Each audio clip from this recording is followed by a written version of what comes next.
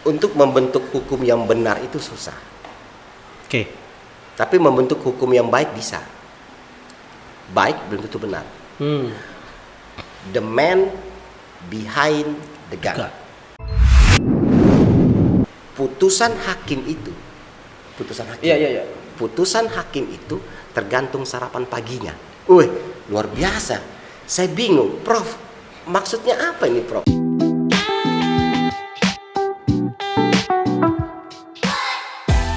Tapi Bang, kalau pengen tanya nih Bang ya. Apa sih jabatan tertinggi dari seorang akademisi itu apa sih? Kan kita taunya kalau saat ini kan cuma kayak sarjana, magister, doktor, profesor. Emang ada lagi nggak sih di atasnya kayak gitu? Gini. Untuk gelar akademik tertinggi itu doktor. Oh, doktor. S3. Profesor itu bukan gelar.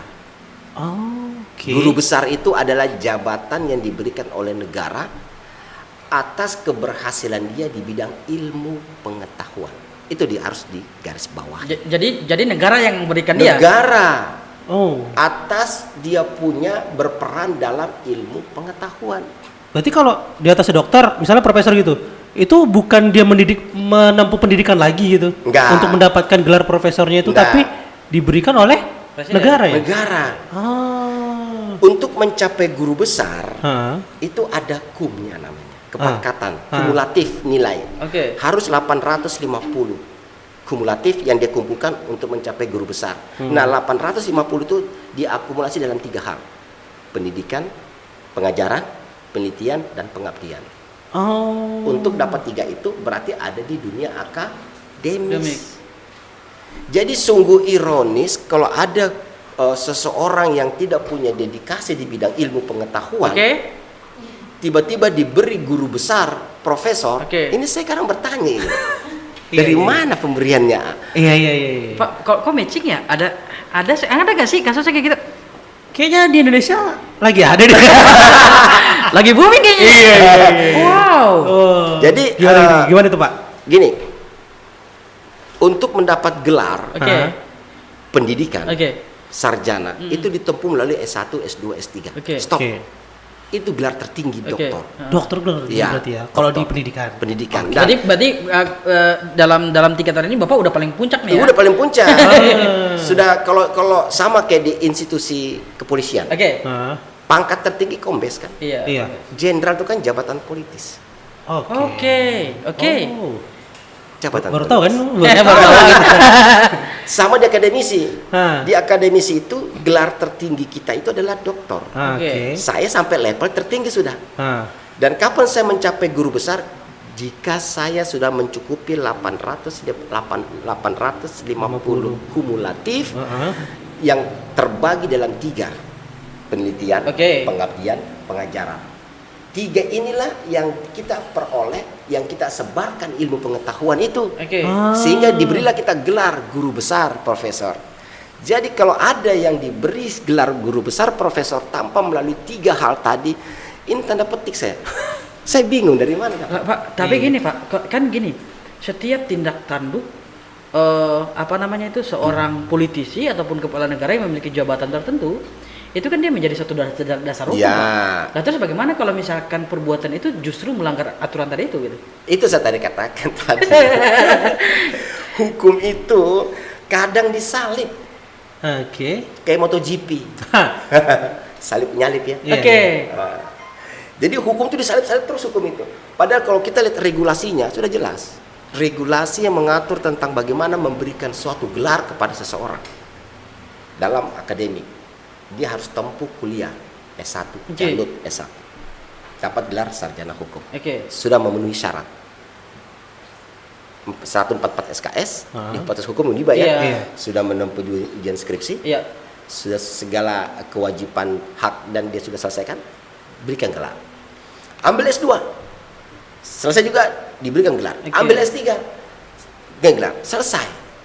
Gelar tertinggi akademik dia telah peroleh S3. Nah, kapan dapat guru besar? Itu jabatan yang diberikan oleh negara atas peran serta dia dalam pengembangan ilmu pengetahuan. Ilmu pengetahuan. Berarti adalah pengembangan ilmu pengetahuan. Ilmu apa yang dia berikan? Ini loh ilmunya. Pengembangan apa? Ini dia kembangkan ini. Dan itu didapat dari dunia kampus. Pak, mungkin nggak Pak kalau misalkan orang yang dapatkan gelar profesor itu tapi dia nggak misalkan contoh dia nggak pernah kuliah, tiba-tiba dia dapat oke, misalkan orang kan bisa dapat doktor ya Pak ya, dari melalui honorer causa gitu ya. Terus kemudian ketika waktu itu dia bisa ngajar nggak Pak? Jadi gini, orang yang mendapat gelar honor causa itu kan adalah karena mereka melakukan pengabdian. Betul. Pengabdian. Oke. Dedikasi dia dalam pengabdian kepada negara itu besar, sehingga diberikan dia gelar kehormatan. Oke. Apa gelar kehormatannya? Honor causa, HC. Oke. Boleh nggak dia ngajar? Ya tergantung kampusnya. Mau nggak kampusnya terima tempat dia mengajar. Umpamanya saya nih HC nih, saya lamar di Uni Pak, boleh nggak? Tergantung Uni Pak. Mau nerima apa enggak gitu? Mau terima apa enggak? Gitu. Misalkan gini Pak, orang gini, secara apa namanya itu aturan kan orang kan harus S2 baru bisa ngajar ya Pak ya? Ya, sekarang S2 harus minimal S2 untuk menjadi dosen. Menjadi dosen. Nah, terus kemudian gimana kalau misalkan orang nggak ada S1, S2 tiba-tiba honorer causa dan diterima jadi dosen itu gimana? Aku juga kadang saya berpikir ini kayak di dalam dunia gaib ini ya. Ya, kayak gini. Dosen itu dia punya karismatik sebenarnya. Karismatik dia itu apa? Yaitu karismatik dia itu adalah bagaimana dia bisa melakukan transfer knowledge. Oke. Itu yang susah itu. Transfer knowledge itu yang susah. Karena apa? Memberikan pemahaman kepada mahasiswa, bagaimana cara dia mentransferkan ilmu dia kepada mahasiswa, itu kan dia harus alami dulu dari bawah. Oke. Bagaimana dia kuliah? Saat dia kuliah dia perhatikan dosennya. Oh begini. Nah ini. Akhirnya dia jadi dosen nih. Apa yang dia ditransferkan ilmu ke dosen, dari dosen ke dia aplikatifkan juga ketika dia jadi dosen. Pengalaman kan? Betul. Jadi untuk menjadi dosen itu, ya pertama-tama dia harus pernah dulu mengenal apa namanya dunia kampus, dunia pendidikan. Oke. Jadi sungguh ironis kalau tiba-tiba ada. Tiba-tiba ngajar jadi dosen. Mentang-mentang dia jadi apa nama itu petinggi negara ataupun petinggi partai politik, tiba-tiba dapat gelar honorer causa gitu ya, doktor, terus kemudian tiba-tiba jadi profesor. Itu secara aturan menabrak aturan itu Pak ya? Kalau dibilang melabrak aturan, sebenarnya tidak, karena ada itu kan pengabdian ya. Oke. Nah, pengabdian. Nah, cuman untuk mencapai pengabdian yang dia lakukan, yang perlu kita pertanyakan, pengembangan ilmu pengetahuan apa? Pengembangan ilmu pengetahuan apa yang dia berikan terhadap bangsa dan negara. Oke. Nah, kalau pemanya ada pengembangan yang dia berikan terhadap bangsa dan negara, bisa layak diberikan. Tapi kalau nggak ada suatu dedikasi, kontribusi terhadap negara, sehingga tiba-tiba diberikan suatu gelar yang tertinggi dalam akademik, doktor, itu tentu akan mencederai akademik sebenarnya. Apa yang dia cederai? Mereka yang benar-benar kuliah. Iya. Benar. Merasa dilecehkan Pak. Saya ini Berdosa kuliah. Berdarah-darah saya kuliah ini. Berdarah-darah, apa yang berdarah? Kantong. BSPP. Wah, Bapak nyinggung saya tuh Pak. Kuliah nggak kelar-kelar. Tiba-tiba ada orang, kok dia tiba-tiba dia dapat gelar doktor ya? Kok saya belum dapat gitu ya? Aduh, sakit banget kayak gitu ya Pak. Jadi memang untuk mencapai predikat kita sebagai seorang akademisi, itu memang kita harus lalui dari bawah, yaitu kita harus tahu dulu bagaimana dunia kampus, Saya jadi akademisi tidak serta-merta langsung akademisi, tapi saya berkecimpung sebagai mahasiswa dulu. Oke, demo kayak Demo. Bayangkan saya pernah diskorsing juga. pernah ditangkap polisi nggak, Pak? Pernah ditangkap polisi. Wih. Pernah ditangkap polisi saya. Aduh, saya akan ditangkap polisi. Nah itu waktu dia mahasiswa. Jadi kita pernah ngalamin. Oke. Jadi untuk menjadi seorang tenaga akademisi, pengalaman yang pernah kita lalui itulah yang menjadikan guru. Ada kata kan? Pengalaman adalah guru yang bijak. Oke. Iya benar. Luar biasa. Oke, lanjut lagi nih Pak. Wih, ini pembahasan kita makin menarik ini kayaknya. Enak banget ya kalau bahas tentang hukum. Oh ya. enak, hukum itu enak. Iya. Tidak pernah berkesudahan. Iya benar. Tapi kalau kita ngomongin hukum yang ada di Indonesia sekarang ini Pak, yang ya hukum itu kayaknya timpang lah ya. Yang punya kekuasaan bisa mendapatkan hukuman tuh misalnya sudah di penjara, bisa dapat remisi apa segala macam. Tapi sedangkan kalau untuk yang masyarakat kecil ini kayaknya sudah hukummu itu ya sudah itu, kita tidak bisa melawan gitu. Itu pandangan Bapak itu seperti apa itu, Pak? Itu saya tekankan tadi. Untuk membentuk hukum yang benar itu susah. Oke. Tapi membentuk hukum yang baik bisa. Baik belum tentu benar.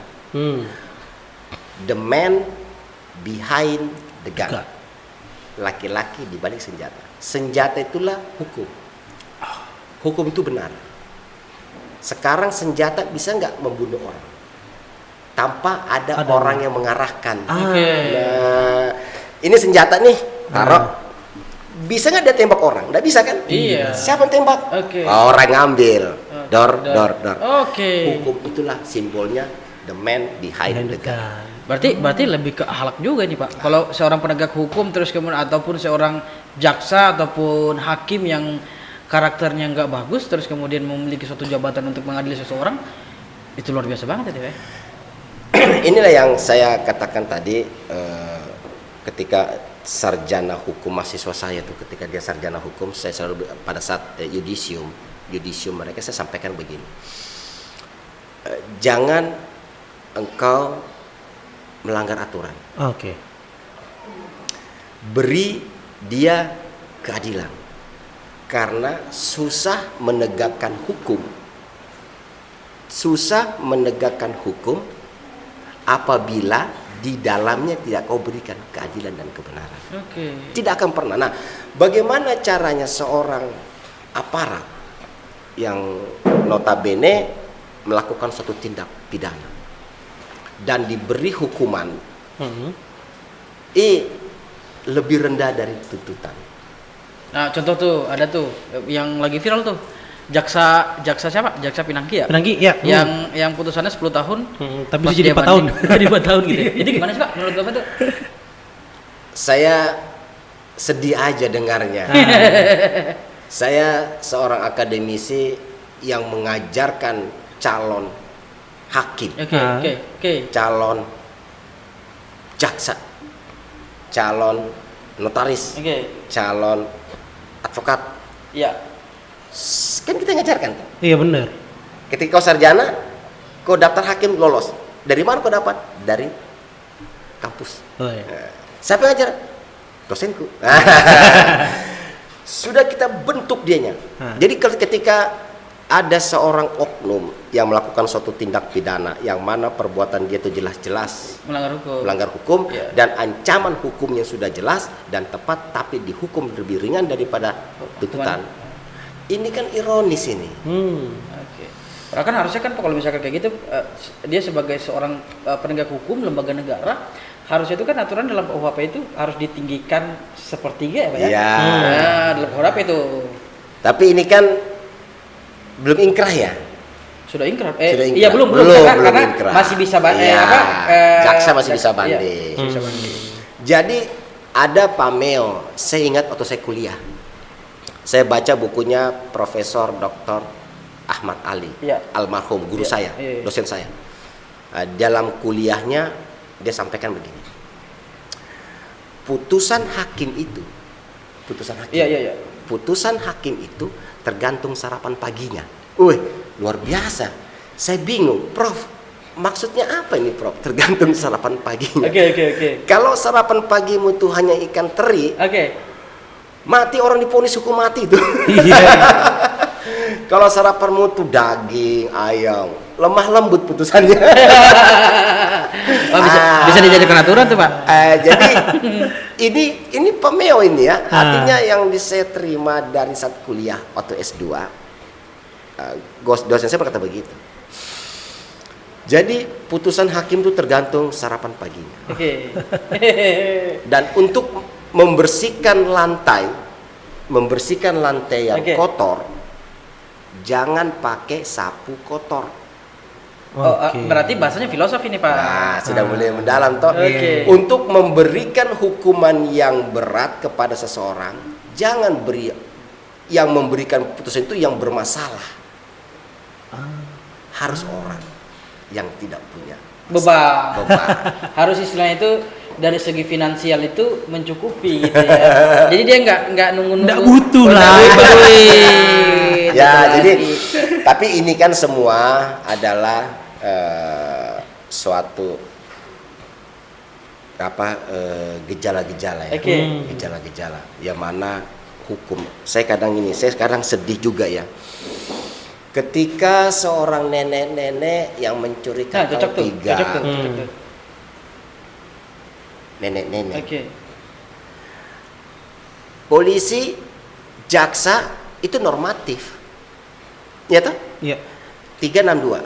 Setiap orang yang mengambil barang milik orang lain, dia nggak mau tahu apakah kamu nenek-nenek kah, orang buta kah. Yang jelas Undang-Undang 362 tentang pencurian setiap orang. Nah, namun oleh hakim ini kan seharusnya menilai hakim ini. Jaksa menuntut sekian berdasarkan pasal 362. Nah, hakim ini kan seharusnya punya hati nurani ini. Logika. Yang filosofisnya perempuan tadi itu. Nah, itu tadi. Jadi ketika suatu perbuatan yang dilakukan, yang mana yang melakukan perbuatan itu adalah seseorang yang sangat tidak mampu untuk melakukan, niatnya pun tidak ada sebenarnya. Orang tua 80 tahun yang mencuri kakao 3 di PT Inhutani itu divonis. Kan ini keadilan itu kan timpang ini ya. Iya benar. Keadilan timpang seperti timbangan ini, timpang keadilannya ini. Bagi mereka yang kecil itu tidak diberikan keadilan. Ya. Nah, katanya ada pameo tuh, equality before the law. Atau equality before the law, semua orang sama depan hukum. Equal justice under law. Bunyi kan? Iya. Equal justice under law, semua orang sama depan hukum. Tapi masih koma itu. Tergantung siapa gitu ya. But who is farther than? Siapa dulu bapaknya? Hukum itu disimbolkan sebagai Spider-Man. Sarang laba-laba. Tahu sarang laba-laba? Tahu. Kalau yang hinggap lalat? Nyangkut. Laron? Nyangkut. Nyamuk? Nyangkut. Coba kalau gajah lewat? Tembus Pak. Oh masih juga gitu. Tapi Bapak dari kacamata seorang pengajar yang notabene mencetak seorang sarjana hukum yang notabene nanti dia akan jadi jaksa, dia akan jadi itu membuat Bapak miris juga ya lihatnya. Saya pernah dengar juga baca bukunya almarhum Profesor Sacipto Raharjo. Oke. Perdata tuh. Ya. Pakar perdata tuh. Dia bilang begini, jangan salahkan orang korupsi.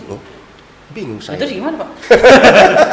Jangan salahkan orang membuat tindak pidana. Apa ini? Jadi Prof, salahkan dosennya katanya. Waduh. Karena dosennya mengajarkan. Jadi Bapak dari segi seorang pengajar juga beban juga ketika beban. Jadi begini, ketika kita mengajarkan suatu ilmu tentang kebenaran dan disalahgunakan, saya kadang saya turut berdosa. Kenapa? Karena ilmu yang saya sampaikan kepada dia salah gunakan. Aduh, nampol banget nih. Tapi pernah nggak Pak punya mahasiswa yang sudah lulus terus ada? Waduh, nampol banget ya. Waduh, merasa berdosa gitu Pak. Berdosa sekali. Bukan merasa berdosa. Itu kan oknum ya. Iya. Tapi dalam bingkai saya sebagai akademisi, saya bilang saya gagal. kenapa sampai ada mahasiswa saya yang telah belajar ilmu hukum, tetapi tidak menyampaikan kebenaran. Bukan menyampaikan kebaikan loh, menyampaikan kebenaran. Jadi terasa juga deh hati ya. Wah, aku mulai nggak nyaman nih kayak gini. Kamu nggak boleh salah nanti. Jalut nggak boleh salah. Sarjana hukum harus dihukum gitu ya. Bapak, saya boleh salah Pak, tapi nggak boleh bohong. Iya. Boleh salah, nggak boleh bohong. Akademisi. Aku jadi teringat waktu aku pernah ngajar di pedalaman gitu Pak ya. Pernah nanya kepada anak-anak kecil di situ, cita-citanya pengen apa gitu. Pengen jadi pilot, guru gitu kan. Ada beberapa anak yang ditanya gitu, kau pengen apa? Saya tanya gitu, kau mau nggak jadi presiden gitu kan? Dia jawabnya nggak mau. Tuh kenapa? Presiden kan jabatan tertinggi Indonesia. Nanti diganti bilang. 5 tahun sekali. 5 tahun sekali kan. Ada lagi satu Pak. Kau mau jadi apa? Jadi koruptor Kak. Kok bisa ya? Koruptor tuh terkenal Kak, banyak uangnya, penjaranya sebentar aja. Kok nampol banget ya? Itu luar biasa sekali gitu kan. Jadi kayaknya paradigma di masyarakat terutama ini anak-anak dong ya. Paling anak-anak zaman sekarang mengkonsumsi konten-konten dewasa gitu kan. Dan hukuman di Indonesia ini ya kalau kita bisa katakan gitu, ya tadi tuh Bapak bilang timpang gitu kan. Nah, kenapa orang-orang yang punya jabatan itu bisa menego hukumnya sedangkan orang-orang yang orang-orang cilik lah nggak bisa gitu kan. Nah, itu miris kan buat kita gitu kan. Nah, itu apa yang harus kita perbuat sebenarnya gitu. Ya, sebenarnya kita berdoa saja. Ya, begini. Itu sebenarnya oknum ya. Maka saya katakan hukum itu buta. Iya. Blind. Hukum itu blind. Dia nggak bisa melihat. Anda tahu nggak hukum itu apa? Nggak bisa kan? Nggak tahu. Tapi Anda akan rasakan ketika Anda berbuat salah kan? Iya. Nah, jadi hukum itu buta. Tapi yang bikin belok-belok dan bikin terbuka mata hukum itu adalah orang di belakangnya. Jadi sebenarnya oknum. Kenapa oknum? Mentalnya. Jadi ada, saya juga ingat ketika waktu kuliah ini, saya bawa pengalaman kuliah semua ya. Dosen-dosen saya selalu sampaikan begini, untuk merubah ini bangsa Indonesia ini supaya berperilaku benar, jujur, gampang caranya. Gimana Prof? Gampang, sisihkan saja 4 pasang laki-laki perempuan yang masih kecil, bawa ke suatu negara yang betul-betul tidak tersentuhkan oleh hukum, yang betul-betul murni otaknya. Terus Prof, selebihnya dibom atom. Jadi sisa 4 orang tadi itu ya. Setelah dibom atom Indonesia habis, kasih pulang dianya, berkembang biak kamu, maka akan terwujudlah benih-benih kejujuran. Jadi sebenarnya kita itu bagian dari polusi berarti itu ya. Polusi. Jadi kita ini sebagai jentik-jentik ini. Jentik polusi gitu ya. Yang siap berubah, apakah dia jadi lalat jentik-jentiknya, atau tetap jadi jentik jadi cacing, atau jadi apa, tergantung ketika engkau sudah merasakan suatu tempat jabatan. Wah, keren. Makanya dibilang lu orang miskin kalah sama orang kaya kalah sama pejabat tuh. Terus? Ya udah. Jadi pejabat paling tinggi sebenarnya. Kita jadi orang kaya dan jadi pejabat harusnya. Iya, harusnya. Aduh. Tapi harus jujur dan adil. Jadi beri dia kebenaran. Kebenaran, benar-benar. Kebenaran. Oke, wah keren. Buat teman-teman yang di sini ada yang pengen nanya nggak ini? Ada pertanyaan nggak? Ada pertanyaan tentang hukum? Mbak, ada mau nanya? Siapa tahu di Instagram ada nggak? Nggak tahu, aku belum lihat juga di situ. Nggak ada ya? Ada nggak? Lo pengen nanya? Ada. Siapa mbaknya? Cantik banget ya? Wih, lalu Enggak. Kena hukum kamu loh. Canda. Anak di bawah umur itu. Canda buaya. Oh sudah. Oke, wah keren banget ya teman-teman, pembahasan kita pada hari ini. Sebenarnya sih pengen banyak lagi ya Pak yang ditanyakan tentang hukum ini Pak. Tapi gimana ya? Gimana Bang Zalut? Mau lanjut atau waktu juga sudah mau dekat-dekat maghrib ini? Atau Bang Zalut ada masih undang-undang lagi yang pengen ditanyakan? Oke, satu lagi. Oh, satu lagi. Kalau saya kan mahasiswa hukum, tapi larinya ke usaha gitu ya. Oke.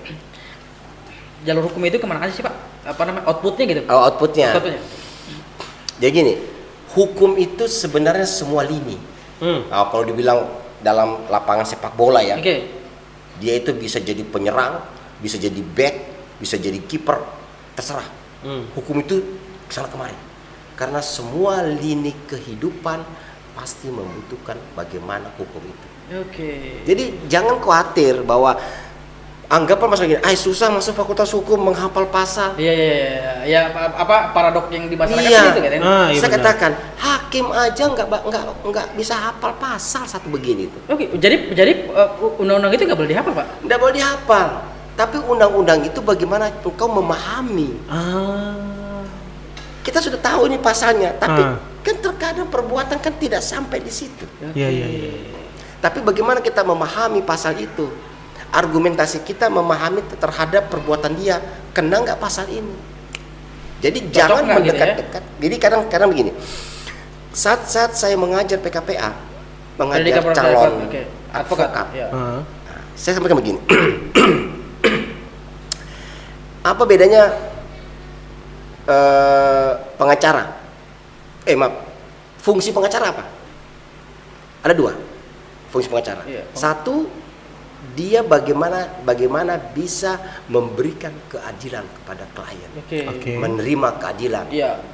Kedua, fungsi kamu adalah bagaimana mendekatkan kebenaran material. Itulah yang dimaksud mendekatkan kebenaran material itu. Perbuatan dia kita argumentasikan cocok nggak pasal ini. Jadi bukan hanya sekali kita hafal pasal, nggak ada hakim hafal pasal. Berarti advokat itu seorang penegak hukum Pak? Advokat penegak hukum. Dia fungsi dia mendekatkan kebenaran material. Berarti dia independen tuh Pak? Independen dia? Independen, advokat harus independen. Tapi ini sekarang kan, apalagi saya ini sekarang sebagai Dewan Kehormatan Advokat. Ya. Jadi Bapak seorang penegak hukum juga nih Pak? Iya. Dosen penegak hukum. Tambah lagi saya Dewan Kehormatan Advokat Kota Balikpapan. Jadi kalau ada advokat yang tidak terhormat nih, Bapak yang hakimi gitu ya? Saya yang sidang. Kalau ada advokat yang menyimpang dari kode etik yang diberikan kepadanya, maka saya yang akan menyidang advokat itu dengan bukti-bukti bahwa dia telah melanggar kode etik, kode of conduct, kode perilaku. Jadi advokat itu punya perilaku, hakim punya perilaku, jaksa punya perilaku, attitude, polisi punya perilaku. Perilaku itulah yang akan membentuk seseorang mau baik atau mau benar. Jadi Bapak hakim juga nih. Kan dia dosennya hakim. Pasti dia hakim lah. Hakim tidak ada kalau tidak ada beliau ini. Jadi saya kadang ingin gini. Saya tuh menginginkan bahwa apa yang saya berikan kepada mahasiswa itu bermanfaat. Bermanfaat bagi dia ketika dia berhadapan dengan masyarakat. Berikan dia. Anda harus identifikasi dulu masalah apa yang dihadapi. Baru Anda selesaikan masalah itu dengan berikan dia putusannya. Selesai. Tugasnya Jalut itu. Wah, tapi masuk kurikulum nggak Pak? Bukan. Tapi masuk dalam bahagian hatimu. Supaya kau merasa sebagai sarjana hukum bahwa sarjana hukum itu kakinya dua. Dua ke kita ya? Betul. Satu di surga, satu di neraka.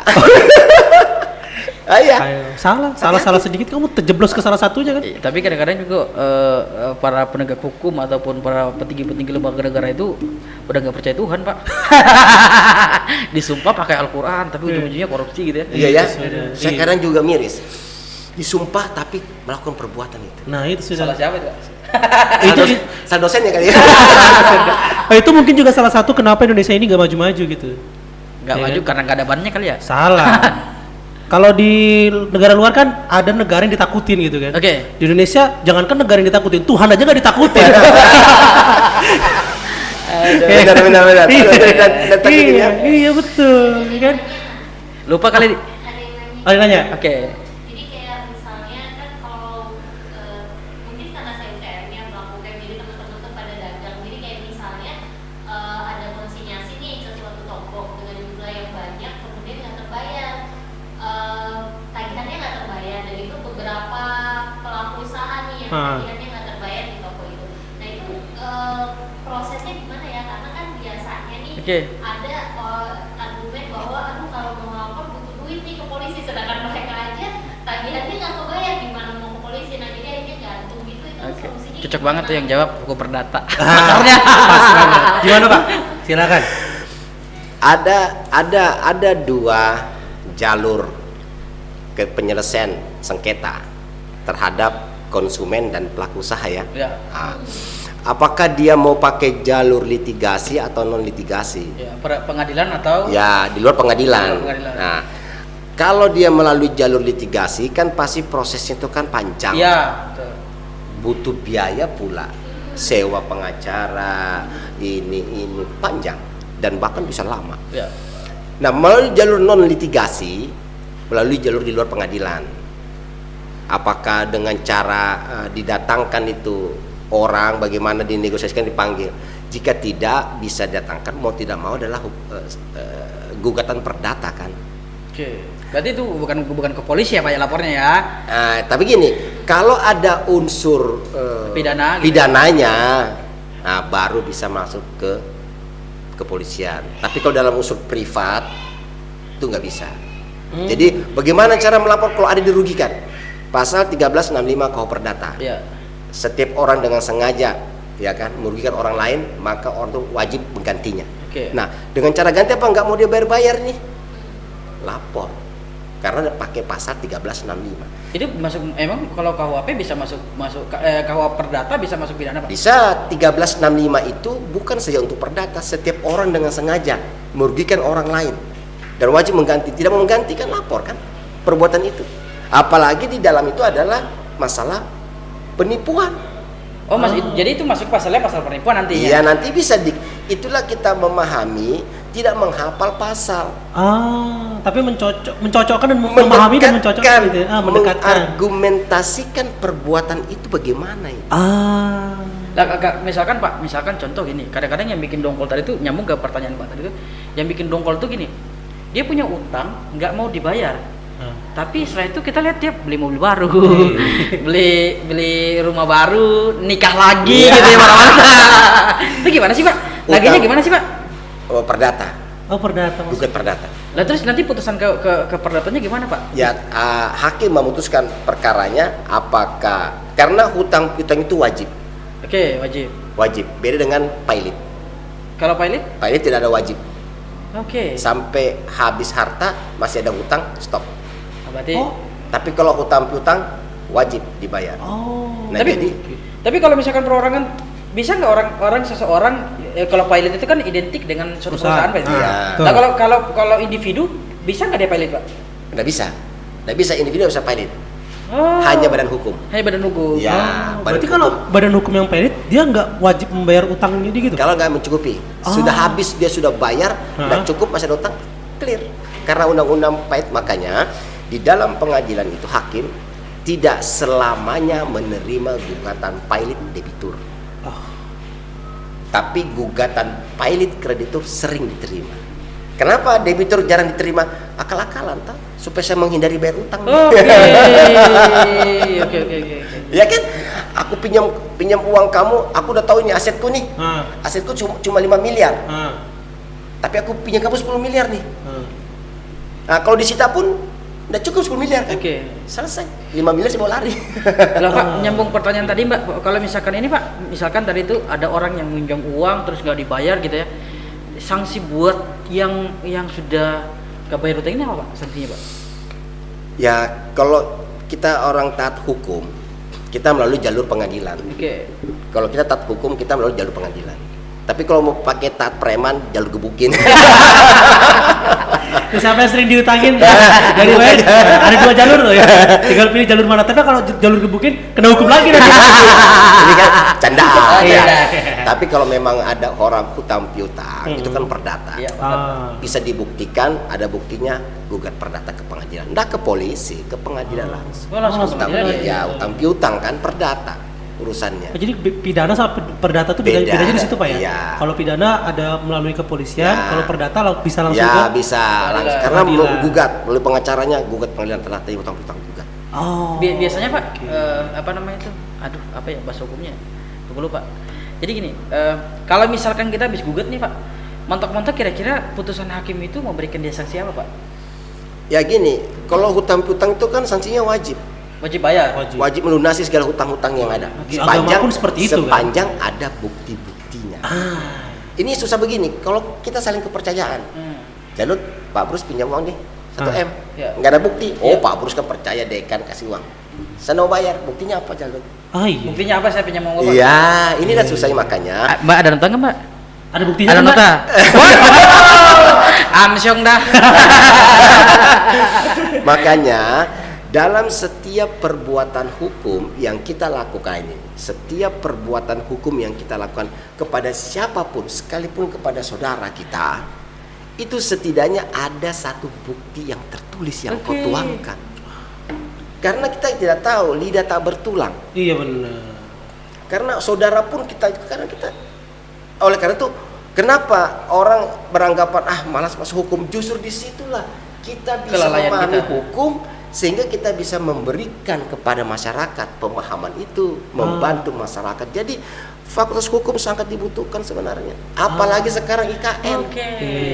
Keren. Hukum itu harus sekarang ini. Ayo Dip, kuliah lagi lo. Pengennya ya. Kalau bisa dari sains pindah ke hukum? Bisa aja. Satu lagi dong. Hukum itu outputnya apa Pak kata Zul tadi? Semua lini. Semua lini membutuhkan hukum. Bayangkan saja ketika siapapun di hadapan hakim, kita orang hukum, dia akan duduk begini. Tadinya dia begini sebagai pejabat, ketika dia hakim dia begini. Ya yang mulia, bayangkan itu. Iya.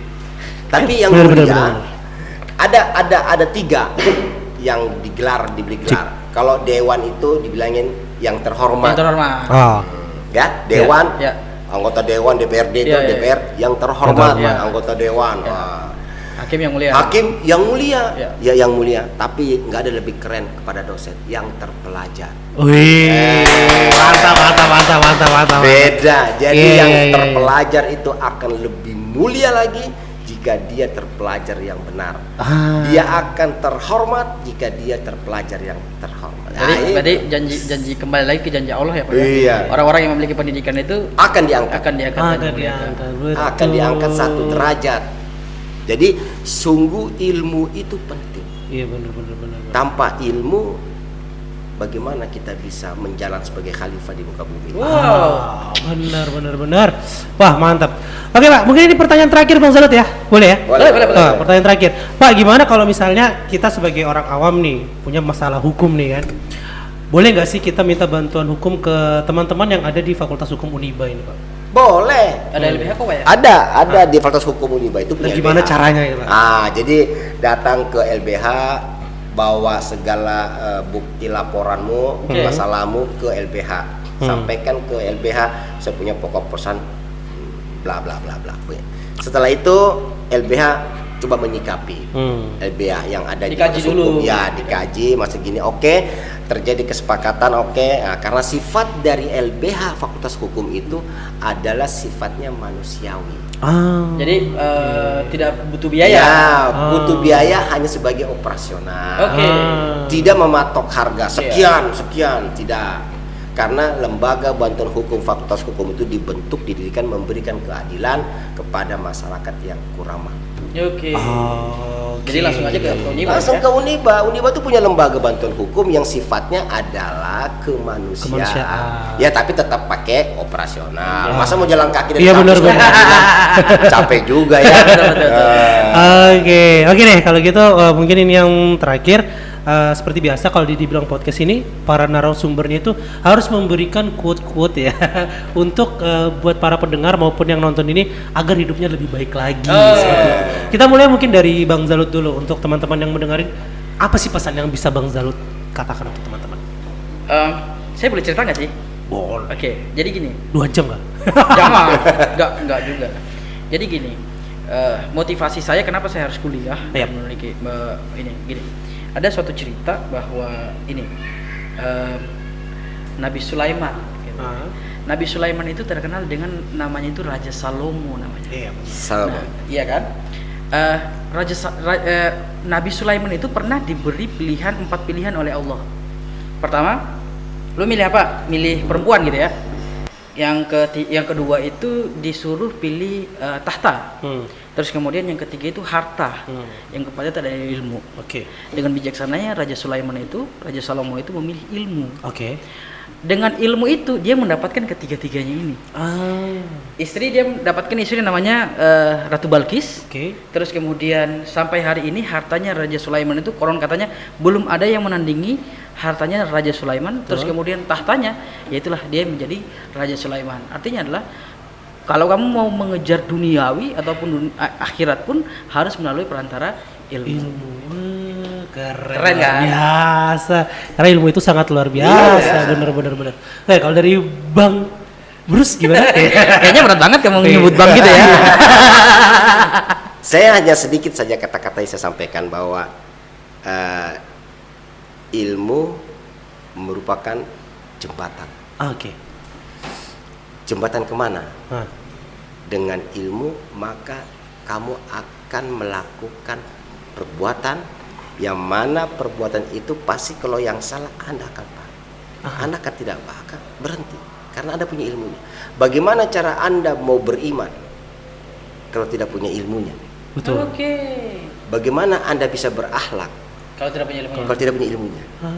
Jadi berkolaborasi tadi dengan Zalut. Ilmu adalah segalanya.